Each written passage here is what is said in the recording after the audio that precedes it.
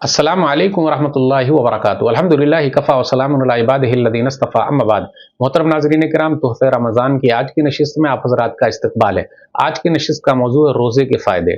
Benefits, फ़ायदे बहुत ज़्यादा हैं। याद रखिएगा, रोज़ा सिर्फ़ पेट के भूखे रहने का नाम नहीं है। पेट का रोज़ा नहीं है, हमारी ज़बान का भी रोज़ा है, नज़र का भी रोज़ा है। इसलिए याद रखिएगा, हदीस के अंदर आया, सही बुखारी किताबुस्सौम हदीस नंबर 1903, मन लम यदा कौल ज़ूर वल अमल बिही फलैसा लिल्लाहि हाजतुन फ़ी अन यदा ताअमहु व शराबह।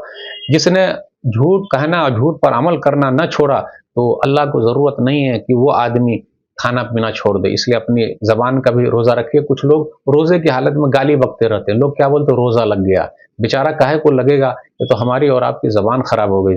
फिर इसी तरीके से कुछ लोग रोज़ा रख के भी झूठ बोलते हैं, तो उसे परहेज़ करना चाहिए, उन चीज़ों से बचना चाहिए, हमेशा झूठ नहीं बोलना है। फिर इसी तरीके से रोज़े का एक अहम फ़ायदा यह है कि एक पोशीदा इबादत है। ऐसी इबादत है कि बंदे का अल्लाह से ताल्लुक़ है। हम और आप घर के कोने में जाकर पानी पी सकते हैं, लेकिन नहीं पीते। क्यों? कोई देखे न देखे, ऊपर वाला देख रहा है। तो ये रिश्ता अल्लाह के साथ बहुत मज़बूत हो जाता है। फिर इसी तरीके से रोज़ा रखने से पाकदामनी हासिल होती है, नफ्स पर कंट्रोल होता है।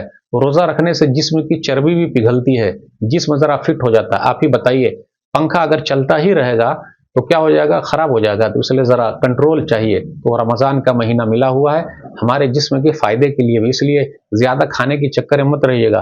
पूरा यहाँ तक खा लिए और डेकार करते रहे दिन रात, तो ऐसा मत कीजिएगा। फिर इसी तरीके से रोज़ा एक ढाल है, बुराई के लिए ढाल है। तो रोज़े के बेशुमार फ़ायदे हैं। अल्लाह से दुआ है कि अल्लाह ताला हम लोग को नबी सल्लल्लाहु अलैहि वसल्लम के तरीके पर रोज़ा रखने की तौफ़ीक़ दे। आमीन। वस्सलामु अलैकुम वरहमतुल्लाहि वबरकातुहू।